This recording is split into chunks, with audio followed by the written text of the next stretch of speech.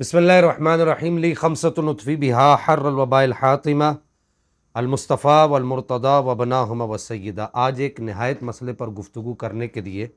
آپ تمامی احباب کے سامنے حاضر ہوں، اور یہ مسئلہ یقیناً میرے ایمان کا جز بھی نہیں بلکہ میرے ایمان، کامل ایمان، اکمل ایمان کا تقاضا ہے، اور ہر اس آدمی کے ایمان کا تقاضا ہے جو نبی کریم صلی اللہ تعالیٰ علیہ وآلہ وسلم کی نسبتوں کا احترام کرتا ہے، چاہے وہ نبی پاک صلی اللہ تعالیٰ علیہ وآلہ وسلم کی آل کی نسبت ہو، چاہے وہ آپ صلی اللہ علیہ وآلہ وسلم کے اصحاب کی نسبت ہو۔ فی زمانہ جہاں آپ دیکھتے ہیں کہ سوشل میڈیا نے اتنی ترقی کر لی، اور لوگوں نے گویا کہ سوشل میڈیا کو اور یہ چیٹ جی پی ٹی وغیرہ کو علم کا ایک بہت بڑا سبب سمجھ لیا، حالانکہ یہ علم کا سبب نہیں ہے، یہ ایک معلومات ہو سکتی ہیں، ایک خبر ہو سکتی ہے، لیکن یہ باقاعدہ علم نہیں ہو سکتا۔ ہمارے مانسیرہ شہر کے اندر، چونکہ میں اس وقت مانسیرہ میں موجود نہیں ہوں، اپنے اسفار کے سلسلے میں گزشتہ ایام میں وہاں تھا، لیکن میں اس وقت مانسیرہ میں موجود نہیں ہوں، وہاں سے کافی کوسوں دور ہوں۔ مجھے آج یہ خبر ملی ہے، ابھی تھوڑی دیر پہلے، جسٹ یوں سمجھیے کہ آدھا گھنٹہ پہلے یہ خبر ملی ہے کہ ایک آدمی نے، جس کا نام علی شمس ولد شمس الاسلام ہے، اس نے نبی کریم صلی اللہ تعالیٰ علیہ وآلہ وسلم کی آل پاک، بالخصوص سیدہ بی بی شہربانو رضی اللہ تعالیٰ عنہا وسلام اللہ علیہا، اور حضرت سیدتنا سیدہ طیبہ طاہرہ سیدہ فاطمۃ الزہرا رضی اللہ تعالیٰ عنہا وسلام اللہ علیہا، اور مولا کائنات مولا حیدر کرار کرم اللہ تعالیٰ وجہ الکریم، اور امام زین العابدین رضی اللہ تعالیٰ عنہ وارضہ عنا وسلام اللہ علیہ، ان کے علاوہ دیگر بھی اہل بیت اطہار کی شان میں شدید ترین اس نے بے ادبی گستاخی کی ہے، یعنی اتنے غلیظ الفاظ اس شخص نے استعمال کیے، میں ان الفاظ کو اپنی زبان پر لا نہیں سکتا کہ میں صرف یہاں پر اتنا اس نے جو چیزیں، جو ورڈنگ استعمال کی ہے، اس میں سے اگر میں صرف سب سے ہلکی چیز آپ احباب کے سامنے رکھوں، اگرچہ یہ آپ کے سامنے رکھنے کے اعتبار سے ہلکی ہے، لیکن اگر یہی چیز نبی پاک صلی اللہ تعالیٰ علیہ وآلہ وسلم کی بارگاہ میں پیش کی جائے، یا اللہ جل مجدہ الکریم کی بارگاہ میں پیش کی جائے، یا قرآن کی بارگاہ میں، یا حدیث کی بارگاہ میں پیش کی جائے، یا نبی پاک علیہ السلام کی آل یا آپ کے اصحاب کی بارگاہ میں اس چیز کو پیش کیا جائے، تو بڑی آسانی سے ایک آدمی یہ فیصلہ کر سکتا ہے کہ اگر ہلکی چیز اتنی خطرناک ہے، تو وہ جو اس نے جو مغلظات بکے، مغلظات، یوں سمجھیے کہ اپنے منہ سے نجاستوں کے ڈھیر نکالیں، جو اس کے دل کے اندر جو گند تھا، اس نے وہ ڈھیر نجاست کا نکال کے وہ اپنے منہ سے، اپنی زبان سے باہر لایا، اس میں سے جو بظاہر، میں پھر کہہ رہا ہوں بظاہر ایک سب سے ہلکا ہے، وہ یہ ہے کہ اس نے اس بات کا انکار کیا ہے کہ اس نے کہا کہ ہم لوگ، اس نے یہ نہیں کہا کہ میں، اس نے کہا کہ ہم لوگ۔ اب یہ ہم کے اندر کون کون لوگ ہیں؟ یہ قانون نافذ کرنے والے ادارے ان سب لوگوں کو تلاش کریں۔ اس نے کہا کہ ہم لوگ سیدہ پاک کو، سیدہ خاتون جنت رضی اللہ تعالیٰ عنہا وسلام اللہ علیہا کو محمد صلی اللہ تعالیٰ علیہ وآلہ وسلم کی بیٹی نہیں مانتے، یعنی کہ وہ نبی پاک علیہ السلام کی بیٹی نہیں۔ یہ سب سے ہلکا جملہ ہے، میں مطلب اس سے ہلکا جملہ میری نظر میں اس کی سٹیٹمنٹ کے اندر، جو اس کی جو ویڈیو چل رہی تھی سوشل میڈیا پر، جو چل رہی ہے، وہ اس سے ہلکا کوئی جملہ نہیں ہے۔ اب آپ یہ دیکھیے کہ نبی کریم صلی اللہ علیہ وسلم کے سامنے اگر یہ بات کی جائے، یا سیدہ خاتون جنت کے سامنے یہ بات کی جائے، یا حسنین کریمین کے سامنے یہ بات کی جائے، یا کسی بھی مکتبہ فکر کے عالم کے سامنے، دور حاضر کے جو لوگ ہیں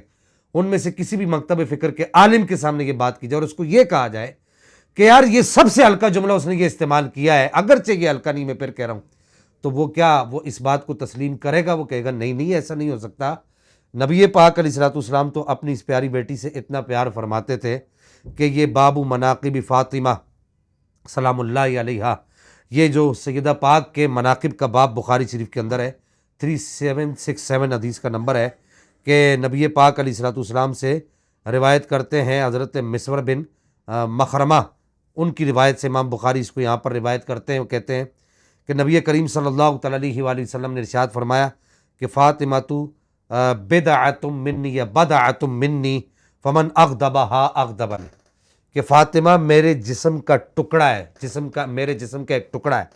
جس نے اسے ناراض کیا اس نے مجھے ناراض کیا۔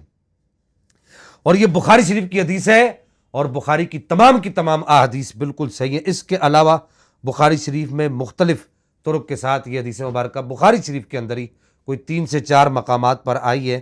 اور میری معلومات کے مطابق یہ جو آدمی ہے اس کا تعلق جو ہے الراشدون جو تنظیم ہے اس کا، الراشدون انٹرنیشنل آرگنائزیشن جو ہے